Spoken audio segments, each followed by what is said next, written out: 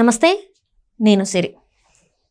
ఇప్పుడు చూస్తున్నట్టయితే ఇవాల్టి అంటే ఈరోజు నిన్న మొన్న నుంచి మనం చూస్తుంటే జానీ మాస్టర్ అయితే న్యూస్లో నిలిచారు. ఆయన మీద ఏదైతే అలిగేషన్స్ వచ్చినాయో అవన్నీ మనం చూస్తూనే ఉన్నాం. అయితే ఇప్పుడు జానీ మాస్టర్ కన్నా ముందు పూనం కౌర్ అనే నటి ఏదైతే మన మాటల మాంత్రికుడు త్రివిక్రమ్ మీద అయితే తను కొన్ని అంటే కేసు కంప్లైంట్ ఇవ్వడం అయితే జరిగింది మాలో. అయితే అప్పుడు తన మీద ఎందుకు చర్యలు తీసుకోలేదు? ఒకవేళ తీసుకొని ఉంటే ఈ పాటికి వేరే రకంగా ఉండేది. ఎందుకంటే భయపడేవాళ్ళు, పెద్ద వాళ్ళ మీదనే ఇలాంటి యాక్షన్స్ ఉండేవి అని చెప్పేసి భయపడేవాళ్ళు. సో అది తీసుకోకపోవడం వల్లనే ఈ రోజు ఇలాంటి వాళ్ళు రెచ్చిపోతున్నారు అని చెప్పేసి పూనం కౌర్ అయితే చెప్పడం జరిగింది. దీని మీద మరింత సమాచారాన్ని మనకు అందజేయడానికి మనతో పాటు ఉన్నారు ప్రముఖ సినీ క్రిటిక్ యజ్ఞమూర్తి గారు. నమస్కారం సార్. నమస్తే సరే. సార్, ఇప్పుడు చూస్తుంటే జానీ మాస్టర్ ఏదైతే ఇష్యూ బయటకు వచ్చిందో, ఆయన మీద కేసెసే కావచ్చు, ఆయన మీద ఎలిగేషన్స్ ఏవైతే ఉన్నాయో దాని గురించి విచారణ అయితే చాలా వేగంగా జరుగుతుంది. ఈ జరుగుతున్న తరుణంలో పూనం కౌర్ బయటకు వచ్చి ఇప్పుడు తను ఒకటి చెప్పడం జరిగింది. గతంలో నేను త్రివిక్రమ్ శ్రీనివాస్ మీద ఒక కంప్లైంట్ అయితే రేజ్ చేసిన, కానీ ఆ రేజ్ చేస్తే ఆ రోజు నుంచి ఈ రోజు వరకు ఎట్లాంటి చర్యలు తీసుకోలేదు. ఒకవేళ అప్పుడే చర్యలు తీసుకొని ఉంటే కనుక ఈ రోజు పరిస్థితులు ఉండేది కాదని చెప్పేసి ఆమె మాట్లాడుతున్నారు. మరి దీన్ని అసలు ఎట్లా చూడాలంటారు? మరి సో పూనం కౌర్ విషయం మళ్ళీ తర్వాత వస్తాను. ఫస్ట్ అసలు షేక్ జానీ ఎవరైతే ఉన్నారో, జానీ మాస్టర్ అని చెప్పేసి ఇండస్ట్రీ వాళ్ళందరూ ఎవరైతే పిలుచుకుంటారో ఆయన పరిస్థితి ఏమిటి అనేది ఇప్పుడు ప్రస్తుతం చర్చనీయాంశంగా మారింది. చాలామంది జానీ కేల్ ఖతం అనేసి అంటున్నారు. సో ఎందుకంటే గతంలో అంటే జూన్లోనే ఆయన మీద సతీష్ అనే ఒక డ్యాన్సర్ నన్ను చాలా హెరాస్ చేస్తున్నాడు, నాకు పని ఇవ్వకుండా ఇబ్బంది పెడుతున్నాడు, వేరే కొరియోగ్రాఫర్లు ఎవరైనా సరే డ్యాన్స్ మాస్టర్ నాకు వర్క్ ఇస్తే అది చెడగొడుతున్నాడు, సో నేను ఎలా బతకాలి అని చెప్పేసి ఆయన తన మీద ఆరోపణలు చేయటం, పోలీసులు కూడా కంప్లైంట్ చేయటం ఇవన్నీ జరిగాయి. ఈవెన్ తన అసోసియేషన్లో కూడా ఆయన కంప్లైంట్ చేసుకున్నాడు. అయితే దానికి సంబంధించినటువంటి ఆయన పోలీస్ కేసు పెట్టాడు కాబట్టి కోర్టుకు వెళ్ళింది. అది ఇంకా కోర్టులో నడుస్తుంది ఆ కేసు. అదే టైంలో ఈ సందర్భంగానే 2019లో వేరే కేసు కూడా ఆయన మీద ఇలా అయింది, ఆయన రిమాండ్కి కూడా వెళ్ళి వచ్చాడు అనే విషయం కూడా బయటకు వచ్చింది. ఇప్పుడు ఎవరైతే సృష్టి వర్మ అనే ఒక అమ్మాయి, సో ఈయనకి పరిచయం అయ్యేటప్పుడు ఆమె మైనర్, సో ఈయనతో కలిసి పనిచేసేటప్పుడు స్టార్ట్ చేసినప్పుడు ఆమె మైనర్. సో ఆ టైంలో 2019లోనే తనకి 16 ఏళ్ల వయసు. సో ఆ టైం నుంచే తను సెక్సువల్గా హెరాస్ చేస్తున్నాడు అని చెప్పి ఇప్పుడు ఆ అమ్మాయి ఏదైతే పోలీసులకు కంప్లైంట్ ఇచ్చిందో దాన్ని బట్టి చూస్తే, సో ఆ అమ్మాయి మైనర్గా ఉన్నప్పుడు ఇలాంటివి చేశాడు కాబట్టి ఇది పోక్సోకి అన్ని విధాల అర్హమైనటువంటి కేసు అని చెప్పి ఇప్పటికే మహిళా సంఘాల వాళ్ళు మొదలుపెట్టారు. వాళ్ళ పోక్సో కేసు పెట్టాలనే డిమాండ్ అయితే వస్తూ ఉంది. సో పోక్సో కేసు పెడితే జానీ మాస్టర్ కెరీర్ సో నిజంగానే చాలా చిక్కుల్లో పడ్డట్టే చెప్పాలి. సో ఆయన కెరీర్ మొత్తానికి ఏ రకంగా చూసుకున్నా కానీ, ఇటు కొరియోగ్రాఫర్గా చూసుకున్నా, అటు పొలిటికల్గా చూసుకున్నా, తను తెలుసు మనకి జనసేనలో అంటే ఆఫీస్ బేరర్ కాకపోయినా ఒక స్టార్ క్యాంపెయినర్గా ఉన్నాడు, మెంబర్గా ఉన్నాడు, అఫీషియల్ మెంబర్గా ఉన్నాడు దానికి. సో 2 కెరీర్లు కూడా ఖతమైపోయినట్టుగానే మనం చెప్పుకోవాలి. సో ఇప్పుడు గతంలో ఎప్పుడు మనం చూడని విధంగా ఒక నేషనల్ అవార్డు విన్నర్, పైగా పోయిన నెలలోనే ఆగస్టులోనే ఆయనకి తిరుచిత్రాంబడం అనే సినిమా, ధనుష్ నిత్యామేనన్ సినిమా ఏదైతే ఉందో అందులో చేసినటువంటి ఒక కొరియోగ్రఫీ చేసిన పాటకు గాను ఆయనకి బెస్ట్ కొరియోగ్రాఫర్గా నేషనల్ అవార్డు కూడా ప్రకటించారు. ఇక్కడ గమనించాల్సిన విషయం ఏంటంటే అదే పాటకి ఆ అమ్మాయి కూడా పనిచేసింది, సృష్టి పనిచేసింది. సో ఆ సందర్భంగా ధనుష్తో తను ఫోటోలు దిగి అవి కూడా తను షేర్ చేసుకుంది. అంటే ఎప్పుడు నుంచో 2019 నుంచే కలిసి పనిచేస్తూ వస్తూ ఉంది. ఇప్పుడు ఆమె ఇండిపెండెంట్ అయింది, సొంతంగా తను కొరియోగ్రఫీ చేస్తూ ఉన్న టైంలో ఆ అమ్మాయికి చాలా ఇబ్బందులు ఎదురవుతున్నాయి. జానీ మాస్టర్ తనని హెరాస్ చేస్తున్నాడు, సో తనని ఇబ్బందులు పెడుతున్నాడు బాగా అని అట్లాగే ఇంటికి వచ్చి అల్లరి చేస్తున్నాడు. తన భార్య కూడా వచ్చింది, నన్ను కొట్టింది, నన్ను మతం మార్చుకోమంటున్నారు, సో మళ్ళీ పెళ్లి చేసుకోమంటున్నారు, ఇన్ని ఎలిగేషన్స్ చేసింది. సో పుష్ప 2లో ఏదైతే జాతర పాట వచ్చిందో పుష్ప అనే పాట, దానికి గణేష్ ఆచార్యతో కలిపి తను కూడా కొరియోగ్రఫీ చేసింది. అలా ఆ పాట ఆల్రెడీ పాపులర్ అయింది. సో ఇప్పుడు తాజాగా ఏదైతే ఫిలిం ఛాంబర్ అంటే సినిమా పరిశ్రమ మొత్తానికి ఒక పెద్దన్న లాంటి సంస్థ, అది ఫిలిం ఛాంబర్ అనేది టాప్ మోస్ట్ అనమాట, అపెక్స్ బాడీ అది. దానికి ఎప్పుడో చాలా కాలం క్రితం 2018లోనే సెక్సువల్ హెరాస్మెంట్ రీడ్రెసల్ ప్యానెల్ అని ఒకటి ఏర్పాటు చేశారు. సో ఆ ప్యానెల్కి చైర్పర్సన్ నటి యాంకర్ అయినటువంటి ఝాన్సీ ఉన్నారు. దానికి కన్వీనర్ అండ్ సెక్రటరీగా కేఎల్ దామోదర్ ప్రసాద్, ఆయన నిర్మాతల మండలి సెక్రటరీ కూడా.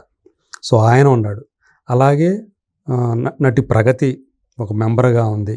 అలాగే కూచిబొట్ల వివేక్, ఆయన ప్రొడ్యూసర్, ఎగ్జిక్యూటివ్ ప్రొడ్యూసర్గా వ్యవహరిస్తుంటాడు మైత్రి పీపుల్ మీడియా ఫ్యాక్టరీకి.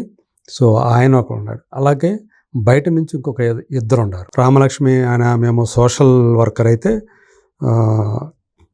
కావ్య మండవ అనేమి అడ్వకేట్. వీళ్ళిద్దరూ బయట నుంచి ఉన్నారు. సో నేను ఇందాక చెప్పిన కదా, తమ్మారెడ్డి భరద్వాజ, అలాగే సుచిత్ర చంద్రబోసు, వివేక్ కూచిపొట్ల, ప్రగతి, ఈ నలుగురు కూడా ఇంటర్నల్ మెంబర్స్ దాంట్లో. ఏది ఈ రీడ్రెసల్ ప్యానెల్ అని ఏదైతే చెప్పామో, సో వీళ్ళందరూ కూడా ఇందాక ప్రెస్ మీట్ ఏర్పాటు చేశారు, ప్రెస్ కాన్ఫరెన్స్ పెట్టి. సో జానీ మాస్టర్కి సంబంధించినటువంటి ఏదైతే ఉందో ఆయన మీద యాక్షన్ తీసుకుంటున్నట్టుగా, ఇప్పటికే తను already dancers and dance masters union ఏదైతే ఉందో దానికి ప్రెసిడెంట్గా ఉన్నాడు.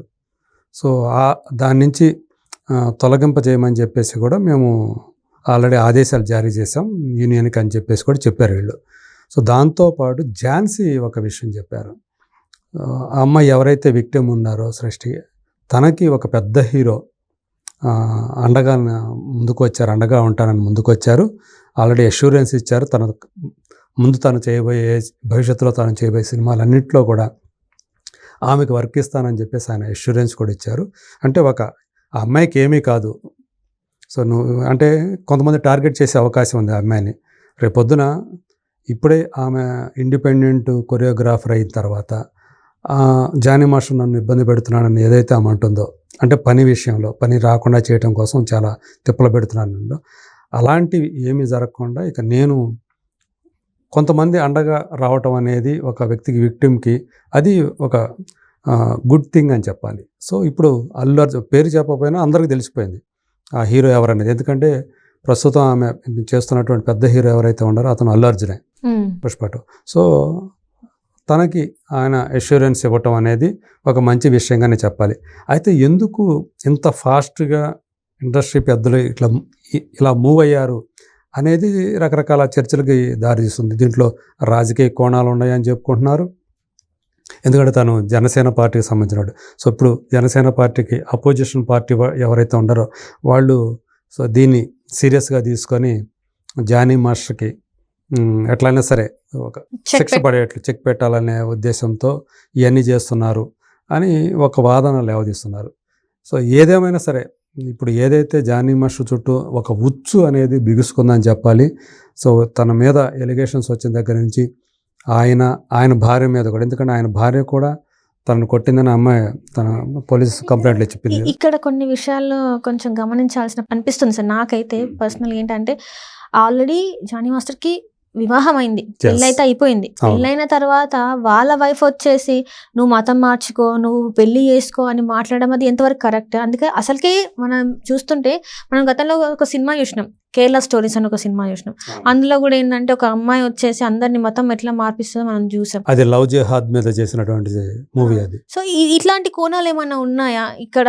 అట్లా ఏమైనా అనిపిస్తుందా? అది మనం చెప్పేది కాదు కానీ, బట్ ఆయన జానీ మాస్టర్ అతను ఏవైతే పనులు చేస్తున్నాడో వాటన్నిటికి కూడా ఆయన భార్య సహకారం కూడా ఉందని అర్థమవుతుంది మనకి ఇది చూస్తూ ఉంటే. ఎందుకంటే గతంలో డాన్సర్ సతీష్ కూడా మాస్టర్ తరపున ఆమె కూడా ఇబ్బంది పెడుతూ వచ్చింది మమ్మల్ని అని చెప్పి అతను కూడా, సో ఇతనికి ఫుల్ సపోర్ట్గా ఆమె ఉంటుంది, అతని తరపున ఆమె కూడా అలాగే పనిచేస్తూ ఉంది అని అతను కూడా ఆరోపణలు చేశాడు ఆమె మీద. సో ఆమె యాక్చువల్గా హిందూ అయితే, సుమలత అయితే ఆమె పేరు, ఆమె ఆయేషాగా మార్చుకుందని చెప్పేసి మనకు అందుతున్నటువంటి సమాచారం. అంటే మతం మార్చుకున్నట్లు మనకు అందుతున్నటువంటి సమాచారం. ఇప్పుడు అదేవిధంగా ఈ అమ్మాయిని కూడా మతం మార్చుకోమని, అలాగే పెళ్లి చేసుకోమని చెప్పేసి బలవంత పెడుతున్నారు. ఎందుకంటే ఆ మతంలో అది తప్పు కాదన్నట్టుగా, సో రెండో పెళ్ళి అనేవి తప్పు కాదన్నట్టుగా చెప్తూ ఉన్నారు. సో అది ఎంతవరకు ఏదైనా మొత్తానికి ఆమె ఏదైతే కంప్లైంట్ ఇచ్చిందో దానికి సంబంధించి ఇప్పుడు ఇద్దరూ కూడా కల్ప్రిట్గానే కనిపిస్తున్నారు, భార్యాభర్తలు ఇద్దరు కూడా. సో అందు గురించి ఇద్దరూ కూడా ఇప్పుడు కనిపించట్లేదు. అంటే ఏమైపోయారు ఏంటనే తెలియట్లేదు. సో పోలీసుల దర్యాప్తులో మనకి ఆ వివరాలన్నీ కూడా తెలుస్తాయి. సో ప్రస్తుతానికి చూసుకుంటే ఇక్కడ వరకు చూసుకుంటే జానీ ఆయన దుకాణం క్లోజ్ అయిపోయినట్టుగా కనిపిస్తుంది. రెండో విషయం పూనమ్ కౌర్. సో ఆమె ఏమంటుంది ఇప్పుడు తన ఎక్స్ ఖాతా ద్వారా, గతంలో నేను మాకి కంప్లైంట్ చేశాను త్రివిక్రమ్ మీద. సో అప్పుడే కనుక నన్ను హెరాస్ చేశాడు. సో దీని విషయం మీద నేను కంప్లైంట్ చేస్తే ఆ కంప్లైంట్ తీసుకోలేదు అసలు మొత్తానికే. సో అప్పుడే కనుక, ఎందుకంటే ఆయన అప్పుడు పెద్ద స్థాయిలో ఉన్నాడు కాబట్టి అందుకని ఆయన మీద చర్యలు తీసుకోవడానికి మా వాళ్ళు కానీ సినిమా మిగతా బాడీలు ఏవైతే ఉండే వాళ్ళందరూ కూడా వెనకాడారు. అప్పుడే కనుక త్రివిక్రమ్ గురూజీ అని పిలువబడే ఆ త్రివిక్రమ్ మీద కనుక అప్పుడే చర్యలు తీసుకున్నట్టయితే సో ఖచ్చితంగా ఇండస్ట్రీలో ఇప్పుడు ఏదైతే ఒక అవాంఛనీయకరమైనటువంటి ధోరణి తలెత్తిందో ఇది జరిగేది కాదు అనేది ఆమె వాదన. అది ఆమె వాదన కింద తీసుకుంది. ఎందుకంటే ఒకవేళ ఆమె ఏదైతే కంప్లైంట్ చేసిందో దాని మీద కనుక మా వాళ్ళు కనుక ఏదైనా చర్యలు తీసుకొని ఉంటే జానీ మాస్టర్ అలా చేయకుండా ఆగిపోయి ఉంటానంటే అది చెప్పలేం మనం. సో ఒక ఇష్యూ జరిగింది కాబట్టి, త్రివిక్రమ్ జరిగింది కాబట్టి ఇంకెవరూ కూడా అలా చేయరు భవిష్యత్తులో అనటానికి లేదు అది. సో ఏదేమైనప్పటికీ కూడా ఒక వ్యాలిడ్ పాయింట్ అయితే ఉంది. సో అప్పుడు ఆమె కంప్లైంట్ ఇచ్చినప్పుడు ఎందుకు ఈ సినిమా బాడీలు ఏవి కూడా ఎందుకు దానిని పట్టించుకోలేదు? ఒకవేళ ఇప్పుడు పట్టించుకుందా సార్? ఇప్పుడైనా అది ఇప్పుడు ఏదైనా సరే ఇది కూడా 2019 నుంచి జరుగుతున్న విషయమే. అలాగే పాత చాలా కూడా గతంలో జరిగినటువంటి ఇష్యూసే ఇప్పుడు బయటకు వస్తున్నాయి. ఇప్పుడు ఫ్రెష్గా జరిగినాయి ఏం కాదు, ఇప్పుడు జరిగినాయి కాదు, ఇప్పుడు బయటకు వస్తున్న ఇష్యూస్ అన్నీ కూడా.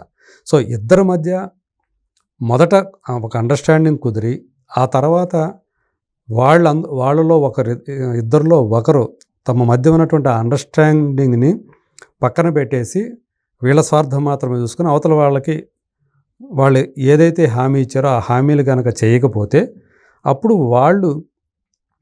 వీళ్ళ మీద చర్యలు తీసుకునే అవకాశం ఉంది. ఎందుకంటే అండర్స్టాండింగ్ తోటే వాళ్ళు కలిశారు.